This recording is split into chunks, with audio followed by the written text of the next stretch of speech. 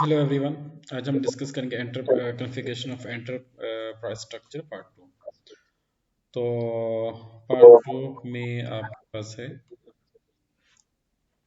This is such command. यहाँ पे आपके जो भी ट्रांजेक्शन कोड से आप वो पुट करते हैं S P R then I M G, then आप आ जाएँ एंटरप्राइज स्ट्रक्चर। डेफिनेशन ऑलमोस्ट हमने कंप्लीट कर दी थी सिवाय कंट्रोलिंग के। और कंट्रोलिंग का आपको मैंने वजह बता दी कि we need chart of count so that we can maintain controlling. Come to assignment. Assignment basically होती है कि आपने जो डिपार्टमेंट्स को डिफाइन किया होता है उसको आप सर्वर के साथ इंटरलिंक करते हैं और डिपार्टमेंट को आपस में इंटरलिंक करते हैं। This is called assignment. Assignment is called what, sir? Interlink करना। जो आपका एक कॉन्सेप्ट था ना वो आईटी में क्या उसे कहते हैं क्लाइंट सर्वर। उसमें क्या होता है भाई, Yes, आपने जो एक चीज को डिफाइन किया हुआ क्लाइंट को आपने डिफाइन किया हुआ उसको आपने मेन सर्वर के साथ इंटरलिंक करना होता है। This is called assignment. ठीक हो गया sir. Assignment is called interlinking to main server. Here assign company go to company, click on position. अब यहाँ पे न्यू एंट्री का ऑप्शन नहीं, जस्ट आप क्लिक करोगे पोजीशन पे and put your company code DB01 और यहाँ पे सेम कोड पुट करेंगे DB01। अब देखिए ये कंपनी टू कंपनी, इसका मतलब क्या है? देखिए एक तो सर्वर जैसे मैंने कल आपसे कहा था कि एक आपका कंपनी का सर्वर होगा, एक SAP का सर्वर होगा। ओके, दोनों आपस में इंटरलिंक हो जाएंगे। Control S and save, come back. Assign company code to credit control area,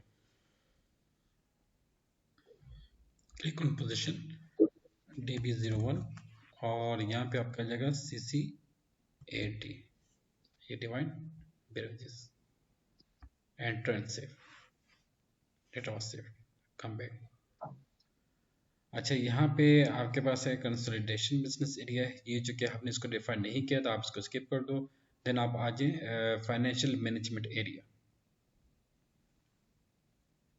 click on position.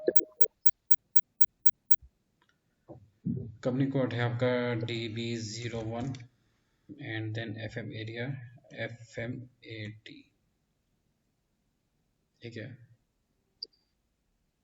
FM sorry FMDP, ये देखिए यहाँ आ गया। ओके, अब देखो मैंने यहाँ पे पहले क्या लिखा था FM80, तो वो कंपनी का यहाँ पे रिप्रेजेंट नहीं हो रहा था। फिर मैंने कोड चेंज कर दिया तो DB01 आ गया। ये वजह होती है कि आप जब अपना एक DB01 जो भी आपकी कंपनी का नाम होता है आप उसको प्रॉपर मेंशन करते हैं, तो कोड अगर भूल भी जाए ना तो आपके सामने आ जाता है भाई ये आपका कोड है। Enter handset control S, data was saved. Okay, close financial इसको सेव कंपनी, करने के लिए कौन सा कमांड है सर?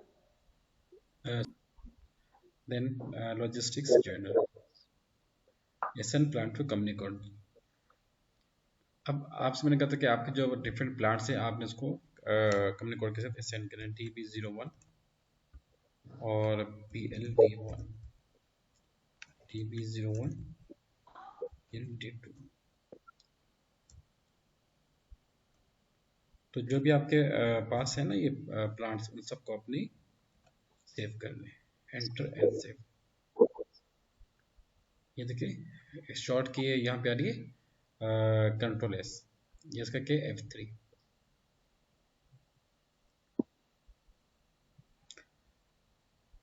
अच्छा, इसके बाद आप इस सबको स्किप कर दें।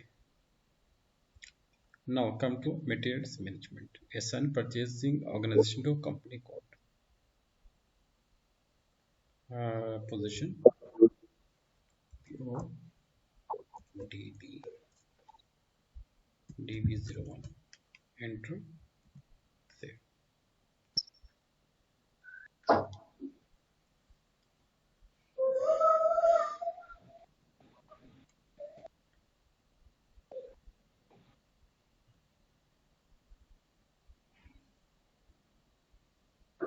It was saved. Then assign purchase organization to plant. अब यहाँ पे लॉजिक ये बनती है कि why purchase organization is interlinked with plant. कोई इसकी लॉजिक बता सकते हैं? अच्छा, यहाँ पे न्यू एंट्री को आपने क्लिक करना है, POD,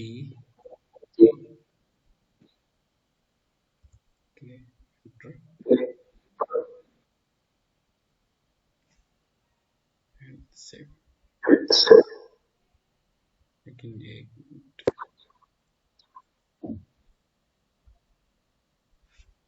PODB END1,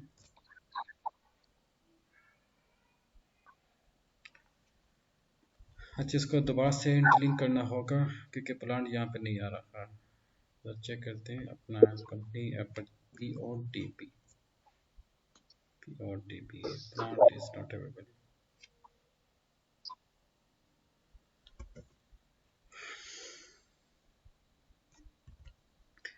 अच्छा, मुझे आप एक बात बता सकते हैं, ये चूंकि 2023 वर्जन है, इसमें एक नई चीज़ मतलब कि मैंने फेस की है जो कि 2022 में नहीं थी। अब यहाँ पे वो ऊपर हेडिंग क्या आपके पास आ रही है, assign purchasing organisation to plant. आपका जो परचेज डिपार्टमेंट है, आपने इसको प्लांट के साथ असाइन करना है।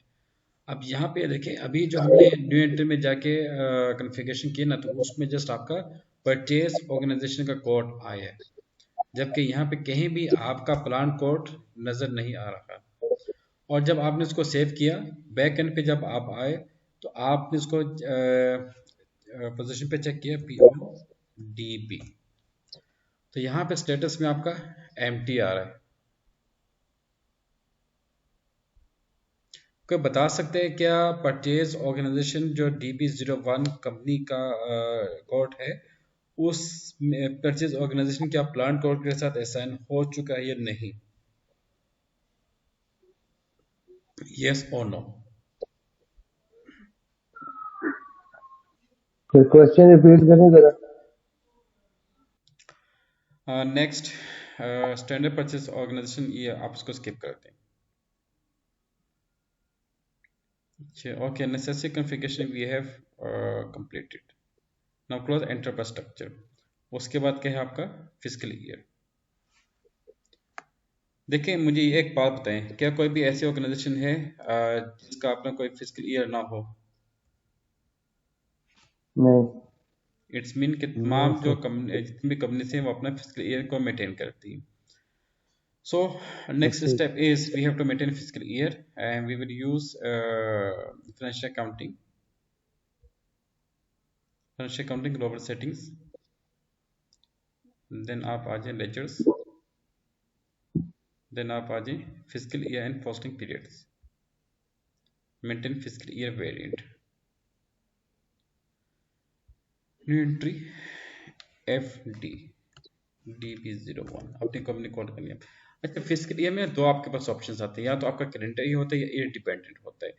देखें, बहुत से ऐसे ऑर्गेनाइजेशन है जो अपना जो फिजिकल ईयर है वो ईयर कस्टमाइज ईयर के ऊपर मेंटेन करती हैं। फॉर एग्जांपल आप देख सकते हैं कुछ ऑर्गेनाइजेशन जो हैं वो अप्रैल टू मार्च अपना फिजिकल ईयर बनाती हैं, कुछ जो है जुलाई टू जून अपना वो बनाती हैं फिजिकल ईयर, कुछ जो है सितंबर से अगस्त बनाती हैं, तो कुछ जो है नवंबर से अक्टूबर बनाती हैं। डिफरेंट ऑर्गेनाइजेशन की जो फिजिकल ईयर है वो डिफरेंट ईयर्स के ऊपर डिपेंड भी करती है, कुछ जो है करंट ईयर के ऊपर मेंटेन करती है। तो आमतौर पे हम यहाँ पे करंट ईयर को चूज करेंगे, इंटरनेशनल स्टैंडर्ड। अच्छा, आपने करंट ईयर को चूज कर किया एज फिजिकल ईयर, और एक साल में आपके 12 महीने होते हैं, और जो ऑडिट के जो पीरियड्स है वो मैक्सिमम 4 स्पेशल पीरियड्स को हम काउंट करते हैं। एंटर अच्छा सर, काइंडली इस चीज को जरा एलिब्रेट कीजिएगा। एयर्स जो है वो बेसिकली हमारी अकाउंटिंग टर्म्स में 3 टाइप्स के होते हैं। एक टैक्स ईयर होता है जो बेसिकली स्टार्ट होता है 1 जुलाई से 30 जून तक। गुड। एक अकाउंटिंग ईयर होता है जो स्टार्ट होता है 1 जून से 31 दिसंबर। और एक स्पेशल एयर्स होता है जो कि खास जो सीजनल बिजनेस होते हैं तो वो कहीं पे भी जो है वो अप्रूवल लेके स्टार्ट कर देते हैं। अब अगर हमारा अकाउंटिंग ईयर और टैक्स ईयर अलग अलग है तो सर उसमें क्या कॉन्फ़िगरेशन होगी, यही कॉन्फ़िगरेशन थोड़ा सा बताइए। बहुत अच्छा सवाल किया मास्टर से, as I expected.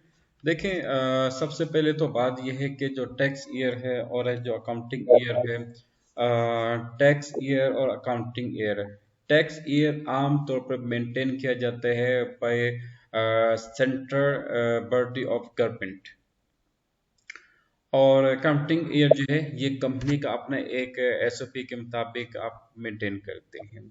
Mean to से कि टैक्स ईयर जो है वो गवर्नमेंट बॉडी जो आपकी कंट्री है उसकी बॉडी मेंटेन करती है, अकाउंटिंग ईयर कंपनी के एसओपी के मुताबिक मेंटेन किया जाता है। तो अब मल्टीनेशनल कंपनीज को आप देख लें, फॉर एग्जांपल पाकिस्तान में अगर हम बात करते हैं तो पाकिस्तान में पेप्सी की जो डिस्ट्रीब्यूशन है, जैसे कि हैदरी बेवरेजेस है, आपका नौबहार है, पंजाब बेवरेजेस है। अब ये क्या है, ये एक किस्म के पेप्सी ही की और पेप्सी की ऑर्गेनाइजेशन ही है। अब इनका जो फिस्कल ईयर है वो जनवरी टू दिसंबर है, बट जो टैक्स ईयर है वो पाकिस्तान का यूज होगा। पाकिस्तान का टैक्स ईयर कौन सा है, जुलाई टू जून, यस सर, ऐसे ही है ना। जी जी, 1 जुलाई से 30 यहाँ पे हम जून लोग तक। बात कर रहे होते हैं फिस्कल ईयर, मीन आपका जो अकाउंटिंग ईयर है, जो फाइनेंशियल ईयर है, हम उसकी बात कर रहे होते हैं। और जो टैक्स ईयर रिपोर्टिंग है, डेट्स क्या वाला? टैक्स ईयर जो है वो डिपेंडेंट, वो सेकेंडरी में आता है। यहाँ पे टैक्स ईयर की हम बात बिल्कुल भी नहीं कर रहे हैं। ओके, ठीक है, बहुत अच्छा question, very good. Okay, come back, now come to assign company code fiscal year. आगे तो आपका एक है ना कस्टमाइज कैलेंडर ईयर, फिर आप इस ऑप्शन को यूज करेंगे, अदरवाइज आप स्किप कर एडिट फिस्कल, ये सर एडिट फिस्कल ईयर आप जिसको कह रहे हैं, अगर कोई स्पेशल ईयर्स होते हैं। अगर आपका कस्टमाइज आप बनाना चाहते हैं तो फिर आप उसको यूज करेंगे। क्योंकि अभी हमने कैलेंडर को यूज किया ना, तो हमने उसको स्किप कर दी। मैं वैसे रिकमेंड यही करता हूँ कि नेचुरली जो है आप कैलेंडर को यूज करें, पहले आप एक लाइफ साइकिल को इम्प्लीमेंट करें। आफ्टर दैट जो है आप जो है जो टेक्निकली जो डिफिकल्टीज की जो डिफिकल्ट ट्रांजेक्शन आप उस पर फोकस करें। अच्छा, ये क्या था, एफटी था, FT fiscal year and transition, data was saved.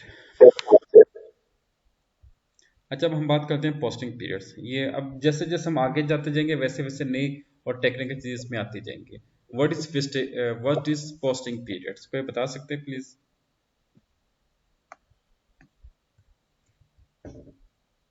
Posting periods क्या होते हैं? जेन पीरियड्स में आई थिंक एंट्रीज पोस्ट करनी है इसकी। गुड, और इसके अलावा ये ऐसे तो नहीं है कि आप किस फ्रिक्वेंटली, मतलब बाज़ औक़ात आप वीकली पोस्ट कर रहे होते हैं, आप मंथली पोस्ट कर रहे होते हैं, ईयरली पोस्ट कर रहे होते हैं। Very good, very good. देखें, पहले अभी हमने डिफाइन किया ना आपका जो अकाउंटिंग पीरियड है या आपका फाइनेंशियल ईयर है। तो आपको मालूम है कि दुनिया में कुछ ऐसी भी कंट्रीज है जहाँ पे वीकली आपकी अकाउंटिंग या फाइनेंशियल स्टेटमेंट मेंटेन की जाती है।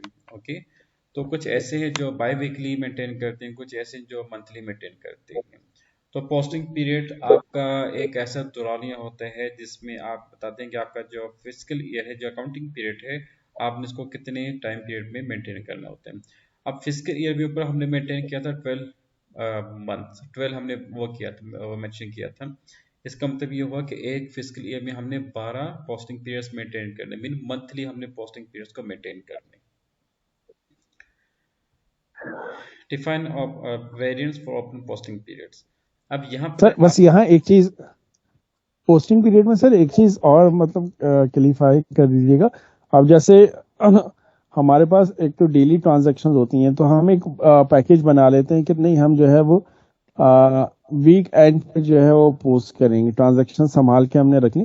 तो ये क्या इस चीज को भी डिफाइन कर रहा है पोस्टिंग पीरियड सर? अब जैसे डेली हमारा जो डेटा एंट्री वाला बंदा है वो ये कह रहा है कि मैं जो है इसको जो भी पूरे वीक का डेटा होगा उसके एक पार्टिकुलर डे वीक में कर दूंगा, तो ये उसको भी मेंशन करेगा? नहीं नहीं नहीं, वो इसमें मेंशन नहीं होती।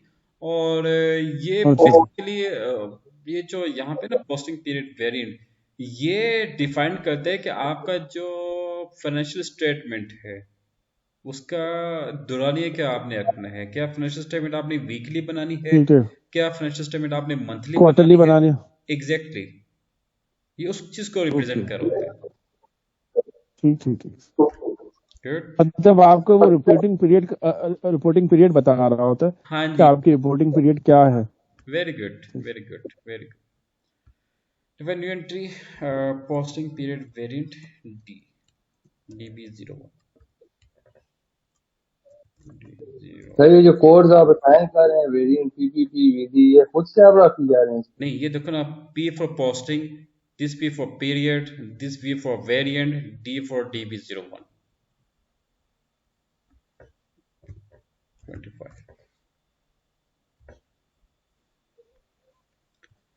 अगर मैं यहाँ पे नाम लिखता हूँ, जैसे कि ये लिखा हुआ है 0001, 0002, अब ये नहीं पता भाई ये किस कंपनी का है, तो मैं अपनी आसानी के लिए चूज करता हूँ VV A D VV जो भी है, वो फिर मुझे याद रहती है वो।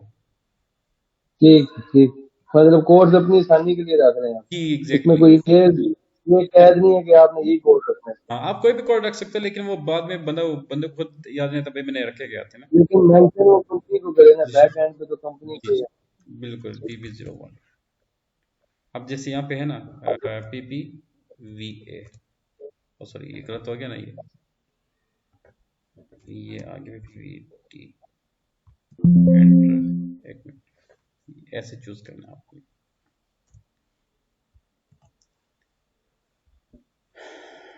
Control S. नोट, ये एक टेक्निकल पॉइंट आ रहा है, open and close posting periods, ये PPPD। ओके जी, ये स्पेशल सलमान आपके लिए, बाकी को अगर नहीं समझाता नो प्रॉब्लम। New entry. अच्छा सलमान, मुझे ये बताएं कि आपके ख्याल में कोई ऐसी ट्रांजैक्शंस जो आप समझे कि ऐसी ट्रांजैक्शंस हैं जो आप समझे कि इसको डेली बेस पे नहीं होनी चाहिए, या वीकली बेस पे नहीं होनी चाहिए, या मंथली बेस पे भी नहीं होनी चाहिए, कोई ऐसी ट्रांजैक्शंस हैं? तो या ये जो मैं आपको एग्जांपल बताता हूँ। रिटर्न वगैरह, जी जी जी। जी, गुड। हाँ अच्छा, मुझे ये बताएं कि आपके पास एक अकाउंटेंट है, और आप अपने अकाउंटेंट को अलाउ तो नहीं करेंगे भाई जब उसका दिल चाहे वेंडर को परचेज ऑर्डर प्लेस करना शुरू कर दे, जब उसका दिल चाहे तो फिक्स एसेट परचेज करना शुरू कर दे, जब उसका दिल चाहे मतलब कस्टमर से पैसे लेना शुरू कर दे। हम फिक्स एसेट की बात करते हैं, क्या आप अपने अकाउंटेंट को ये अथॉरिटी देंगे कि मतलब कि वो हर महीने एक प्लांट परचेज करता जाए, फर्नीचर परचेज करता जाए, या अपनी मर्जी से कोई भी व्हीकल परचेज करता जाए? Is this possible? नहीं बिल्कुल वेरी नहीं, नहीं बिल्कुल नहीं। Good, okay. अच्छा आपका अभी इमरान, आपके लिए भी टेक्निकल पॉइंट है सोर्सिंग प्रोक्योरमेंट का। अच्छा आप लोग मुझे एक बात बताएं, ये आप लोगों ने ये सुनी होगी, ये शुगर इंडस्ट्रीज का आपने नाम सुना होगा ना, पाकिस्तान के हम एक कॉमन फिनोमेना है जो सब यूज करते हैं, शुगर इंडस्ट्री। आपको मालूम है कि शुगर इंडस्ट्री की सेल साल में सिर्फ 2 महीने होती है, यू नो। Yes sir. जी सर। और शुगर इंडस्ट्री जो है ना, उसकी एक लिमिट होती है कि भाई आपने फला फला पीरियड्स में शुगर के जो है कस्टमर की जो ट्रांजैक्शंस करनी है, मार्च और अप्रैल, बस ये इनके 2 महीने होते हैं। तो शुगर इंडस्ट्री क्या करती है, ये ऑप्शन है,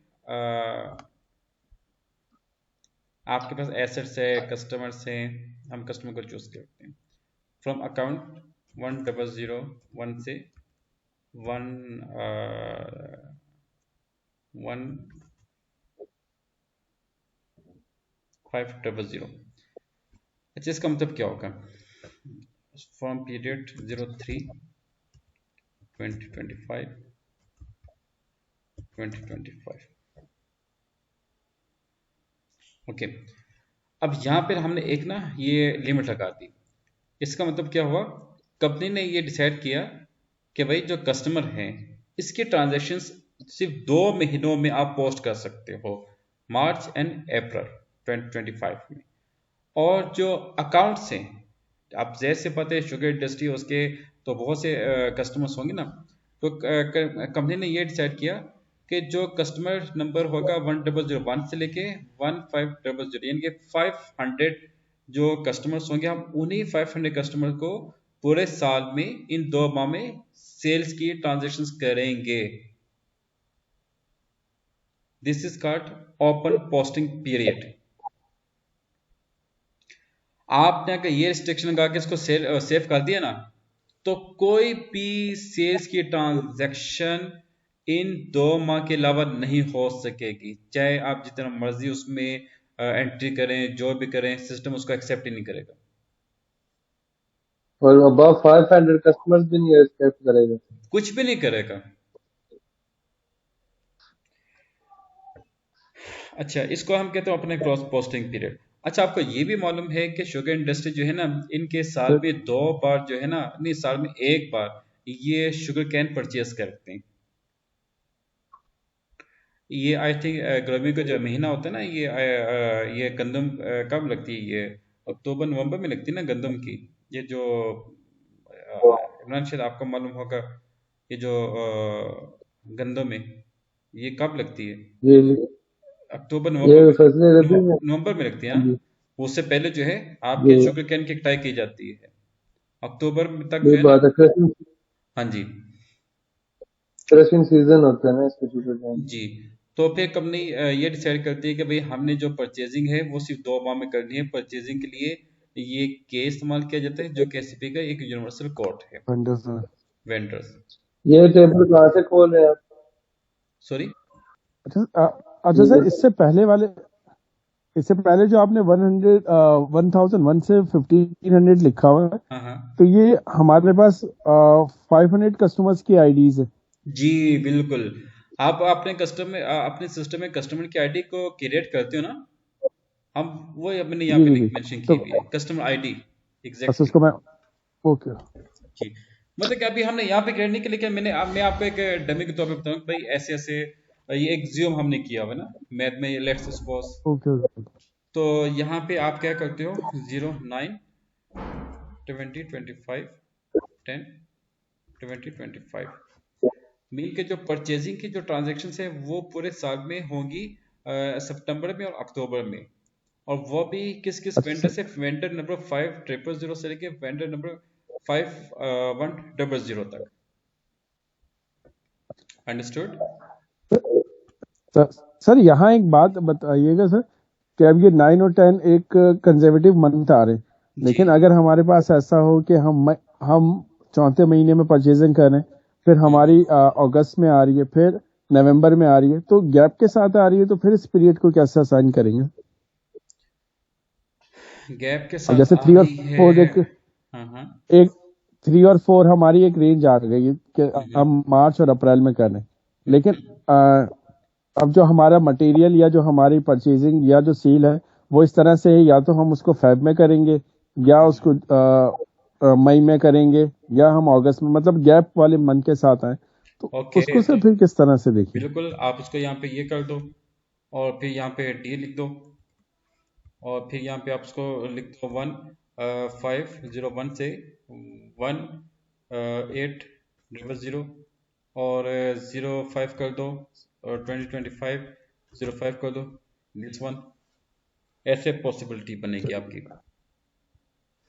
लेकिन अगर सर कस्टमर्स हमारे, ये जैसे हमने किसी को आईडी दी है 450 दी हुई है, हम्म 100 450, और वही कस्टमर आईडी हमसे जो है वो आ, उस मंथ हमारी सेल हो जाती है 5th वाले मंथ में, तो तो वो ये मेंशन उसको कर दो, रिकॉग्नाइज कर वो लेगा मेंशन सर? कर दो, वो मेंशन कर दो, कोई इशू नहीं है। मतलब कि आपका ठीक है अगर सर। एक कस्टमर है ना, लेट से के यहाँ पे कस्टमर था 1500, आप उसको यहाँ पे भी लेके आ सकते हैं, उसमें कोई इशू नहीं है। मतलब कि आपने मार्च में जिस कस्टमर से सेल्स किया, आप उसी कस्टमर को मई में भी सेल कर सकते हो। ठीक ठीक ठीक। मीन टू से यहाँ पे जो तो फिर ये टेक्निकल रेंज पॉइंट है हमें ना, वही वो है देने। Posting period. ये टेक्निकल पॉइंट है, मतलब कि भाई आप बेशक 200 आपका वो 1200 वन 1200 आपके कस्टमर का कोड है, कस्टमर आईडी है। 1200 कस्टमर आईडी ने आपसे मार्च में भी सेल की, आपसे मई में भी सेल की, आप उसको यहाँ पे मेंशन कर सकते हो, उसका कोई इशू जी। नहीं है। बस आप आप ऐसा भी कर सकते हैं सर, जो सामने ऊपर कोड दिया है 1001 और 1500, इसको अगेन यहाँ पे नीचे मेंशन करके आगे उसका मंथ चेंज कर दें। बिल्कुल बिल्कुल आप कर सकते हो, इजीली आप इसको कर हम सकते उस मंथ में सारे कस्टमर को दे सकते हैं फिर again। हो। जी बिल्कुल। अच्छा मतलब एक नई एंट्री पोस्ट करनी पड़ेगी इस मंथ में। जी। अच्छा, तो अभी चूंकि ये आप लोगों का फर्स्ट इनिशियल है ना, तो एसएपी भी यही रिकमेंड करता है कि आप जो है varied for all account types करते हैं, और फ्रॉम अकाउंट टू अकाउंट इसको आप स्किप करते हैं। From period 1 January 2025 to 12/2025। अच्छा, ये तो आपका एक बन गया उसका फिजिकल ईयर। अब आपको मालूम है कि जो ऑडिट होते हैं ना, वो हमेशा आपके फिजिकल ईयर के बाद स्टार्ट किया जाते हैं। 16 सॉरी 13 2026, यानी कि अगले साल का ये जनवरी, और ये होगा आपका अप्रैल 2026। ये लें। अब ये पूरा आपका फिजिकल ईयर जो है ना, बेसिकली सलमान आपको आइडिया भी होगा कि इंटरनेशनल स्टैंडर्ड के मुताबिक फिजिकल ईयर में आपका ऑडिट पीरियड्स भी शामिल होते हैं।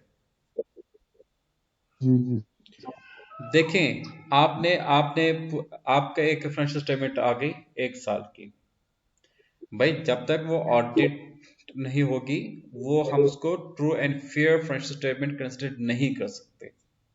ऐसे ही। जी सर, ऐसे ही है सर। ओके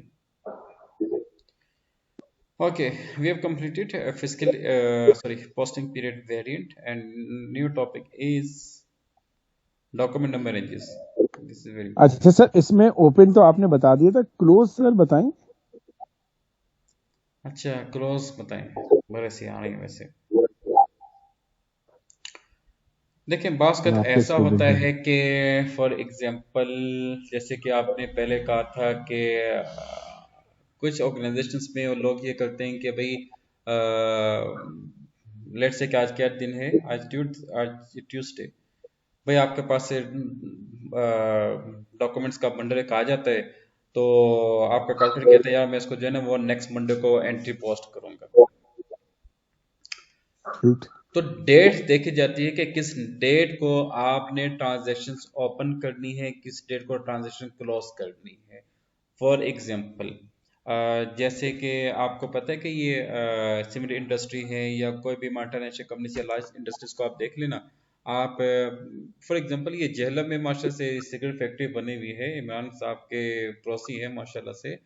तो इमरान, अगर आप वहां पे जाते हैं ना सिगरेट फैक्ट्री, आप तो वैसे उधर उसके सामने से गुजर कर जाते हैं ना, कभी कभार आप उधर उधर अंदर चले जाए, उनको बोले कि यार मुझे 2 पैकेट सिगरेट के दें, तो वो क्या सिगरेट फैक्ट्री या पाकिस्तान टोबैको कंपनी आपको 2 पैकेट सिगरेट देगी? नहीं, क्यों? हालांकि भाई उनकी इतनी बड़ी कंपनी है, उनको तो देना चाहिए ना। लेकिन उनकी जो है एसओपी में नहीं है ना कि वो ओपन कस्टमर को ऑर्डर दें। जी, तो वो ना एक रिस्ट्रिक्शन लगाते हैं, और वो कहते हैं कि भाई मतलब कि हमने मतलब कि एक रिस्ट्रिक्शन लगाते हैं कि भाई हमारे पास जो भी कस्टमर आएगा ना, उसकी मिनिमम मिनिमम 500,000 उसकी होनी चाहिए, सेल्स वॉल्यूम डिमांड। होना चाहिए। 50 5 मिलियन 50 मिलियन जो भी है। और आपको ये भी मालूम होगा कि कुछ ऐसी कंपनीज हैं जो अपनी ट्रांजैक्शंस को क्लोज करती हैं। सॉरी, क्रॉस पोस्टिंग पीरियड का मतलब ये होता है जैसे कि फिक्स एसेट आप एक रिस्ट्रिक्शन लगाते हैं कि भाई हमने साल में सिर्फ फर्स्ट मंथ यानी कि जनवरी में हम अपने उसको परचेज करते रहा करेंगे उसको। फिक्स एसेट जिसमें आपका फर्नीचर भी है, टूल्स भी हैं, और उसके अलावा डिफरेंट मशीनरी है, मेंटेनेंस मशीनरी उसमें आ जाती है। और आपने उसको ओपन किया जनवरी में, और बाकी तमाम जो महीने हैं 11 महीने हैं आप उसको क्लोज कर देंगे, उसमें एंट्री पोस्ट जैसे हो पाएगी। वो इंशाल्लाह जब आप ट्रांजैक्शन करेंगे ना, तो उसमें ये एरर भी आएगा ओपनिंग क्लोज पोस्टिंग पीरियड का, तब आपको उसकी लॉजिक सही समझ आएगी। इसके अलावा एक ये भी ऑप्शन आता है कि आपको पता है एजिट ट्रांजैक्शंस होती है Salman. Agit transactions, agit receivable से, एजिट पेएबल से, आपके एजिट ट्रांजैक्शंस अच्छा, है ना। ठीक ठीक, एजिंग से रिलेटेड सर जो होता तो वो भी आपका है। जी क्लोजिंग जी। And posting, open and close posting period में भी आता है। अच्छा, उसके ये बाद क्लोजिंग जो से ये पीरियड है ये भी नहीं आएगा, अभी ये बाद में देखेंगे। सॉरी, क्लोजिंग क्लोजिंग जो क्लोज पोस्टिंग पीरियड रहता है उसको बाद में देखेंगे। नहीं, क्लोज पोस्टिंग पीरियड का मतलब ये होता है कि आपने एक रिस्ट्रिक्शन लगानी, आपने एक लिमिट लगानी है। एक मिनट, या मैं आपको थोड़ा सा बता दूं।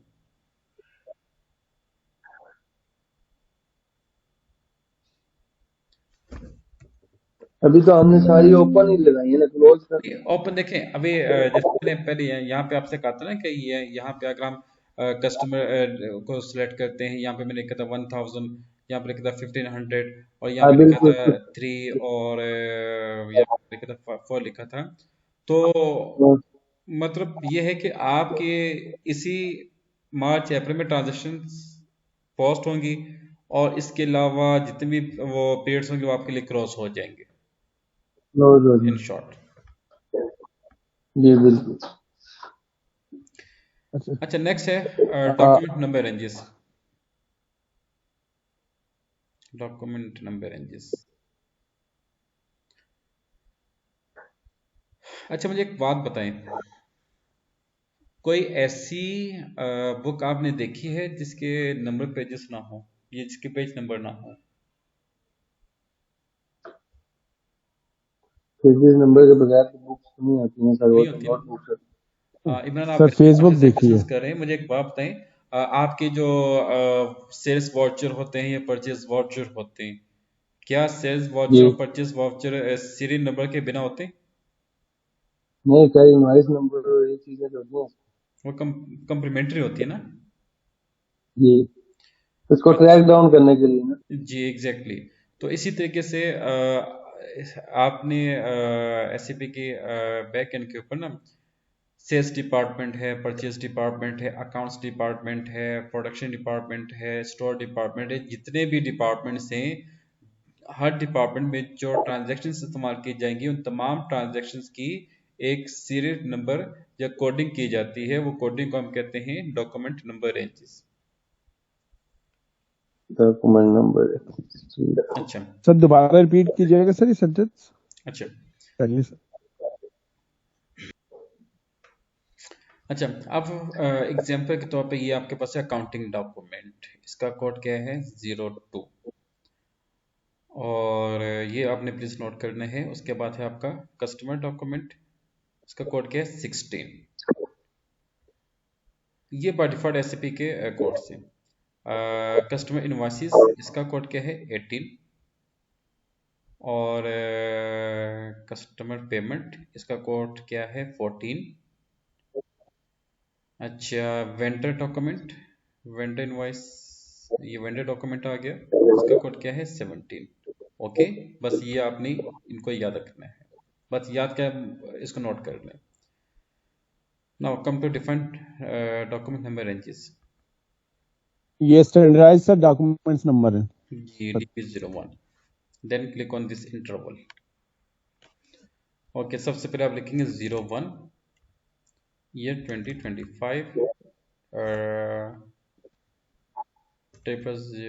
ट्रिपल 01 से 0999। उसके बाद ये है प्लस का आइकन, 02, 2025, 1000, 1999, देन 14, 2025, 2029, 15 आ गया, 2025, 3000, 3999। उसके बाद है 16, 2025, 4000, 4999, then 17, 2025, 5000, 5349। ये कस्टमर के vendor customer invoices, customer payment, customer documents, vendor invoices, vendor document, vendor payments 18 2025 6,699। Enter and enter again and save it. Data was saved. Okay, close this and now come to field status variant.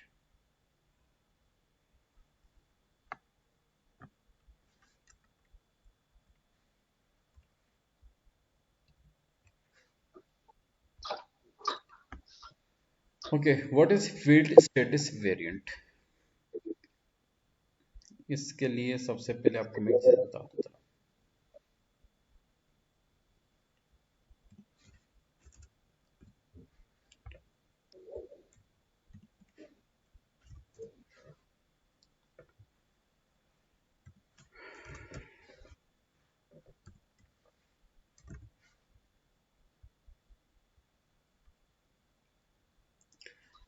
अच्छा student, ये बताइए क्या लिखा है सामने? Enter vendor invoice, ऐसे ही ना? Vendor invoice आपके सामने आ रहा है ना?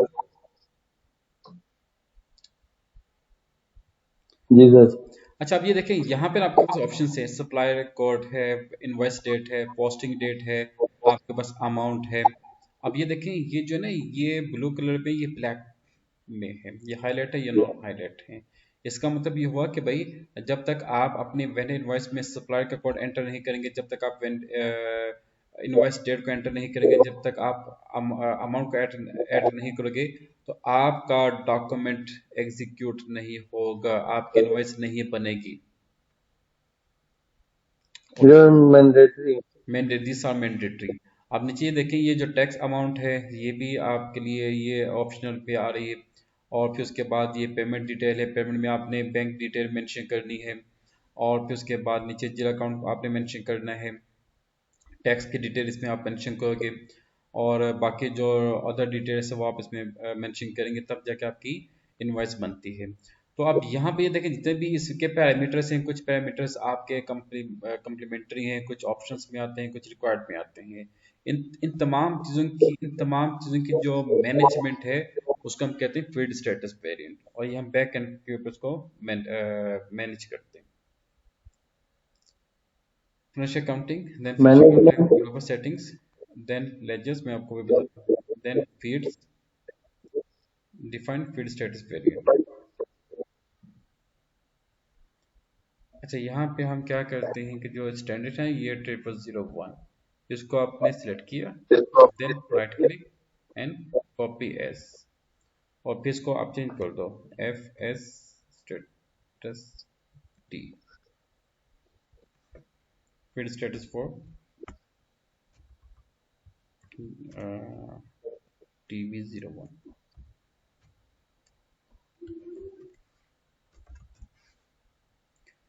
enter, then click copy all, then enter again, number of dependent entries 48 groups।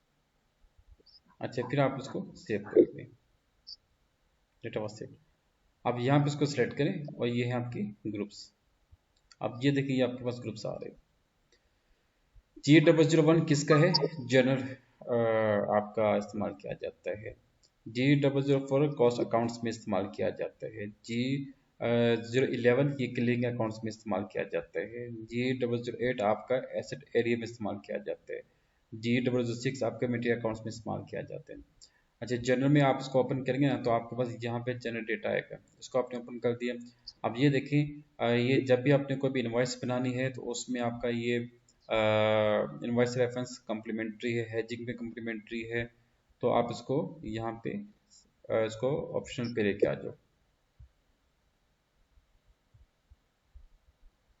ये बेसिकली हम जो इनवॉइस के ऊपर जो पैरामीटर्स आएंगे उनको एनेबल कर रहे हैं।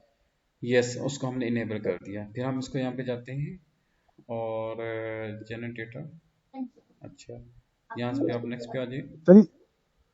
सर ये सप्रेस लिखा हुआ है, रिक्वायर्ड एंट्री और ऑप्शनल एंट्री।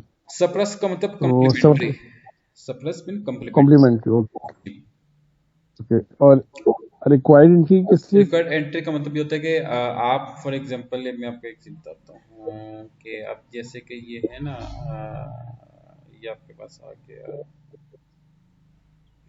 हम सेल ऑर्डर लेके आते हैं, बल्कि सेल ऑर्डर, अच्छा आपके पास है ना एक आपने एक वेंडर इनवॉइस क्रिएट कर दी है। अब वेंडर इनवॉइस में आपका एक ऑप्शन आता है सेल ऑर्डर। तो वेंडर इनवॉइस में जब तक आप कंसर्न सेल ऑर्डर को मेंशन नहीं करेंगे आपकी वेंडर इनवॉइस क्रिएट नहीं होगी, वो कम्प्लीमेंट्री में आ गई। आपने इसको रिक्वायर्ड में कर दिया तो आपने वेंडर इनवॉइस क्रिएट करनी है, उसमें आपने सेल्स ऑर्डर को स्किप कर दिया तो सिस्टम आपको वार्निंग देगा कि भाई आपने इसमें सेल ऑर्डर नंबर लिखना था और आपने नहीं लिखा, आपको वार्न करेगा। अगर आपने लिख दिया तब भी ठीक, अगर नहीं लिखा सिस्टम आपको एग्जीक्यूट इनवॉइस एग्जीक्यूट करवा देगी। थर्ड ऑप्शन है ऑप्शनल। इसका मतलब ये हुआ कि भाई आप उस इनवॉइस में इसको मेंशन करें या ना करें आपके इनवॉइस क्रिएट हो जाएगी। अब ये देखें यहाँ पे जैसे कि परचेज ऑर्डर नंबर कम्प्लीमेंट्री है, बल्कि सबको जो है ना आप ऑप्शन पे लेके आ जाए इनिशियली, और यहाँ पे इसको सेव कर दें। अच्छा उसके बाद आप आ जाए सेलिंग कंपनी को to field status variant position DB 01 FSTD, enter and save. Okay, I think this is enough for today, और कल इंशाल्लाह हम नेक्स्ट चीज़ को फोकस करेंगे।